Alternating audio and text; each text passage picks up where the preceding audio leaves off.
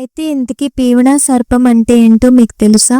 పీవనా సర్పం అనేది రాజస్థానీ లోక కథల్లో కనిపించే ఒక ప్రమాదకరమైన సర్పం. ఈ పాము గాఢ నిద్రలో ఉన్న మనుషుల ఛాతీపై కూర్చొని ప్రాణాలను తీసేస్తుంది. ఇంకా కొంతమంది దీన్ని పూక్ని అనే పేరుతో కూడా పిలుస్తారు. ఎందుకంటే ఈ పాము ఊపిరి ద్వారా విషాన్ని వదిలేస్తుంది కాబట్టి. ఇంకా దీని విషం యొక్క ప్రభావం ఎలా ఉంటుందో తెలుసా?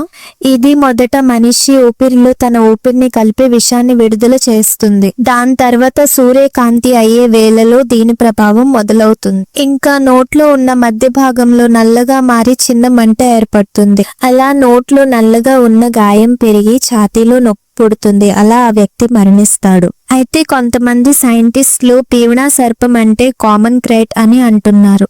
ఇది భారతదేశంలోనే అత్యంత విషపూరితమైన పాముల్లో ఒకటి. దీని పొడవు సుమారు 7 అడుగుల వరకు ఉంటుంది. ఇంకా ఇది కంటికి అంత సులభంగా కనిపించదు, ఎందుకంటే ఇది రాజస్థానీ ఇసుకలలో కలిసిపోయేలా ఉంటుంది.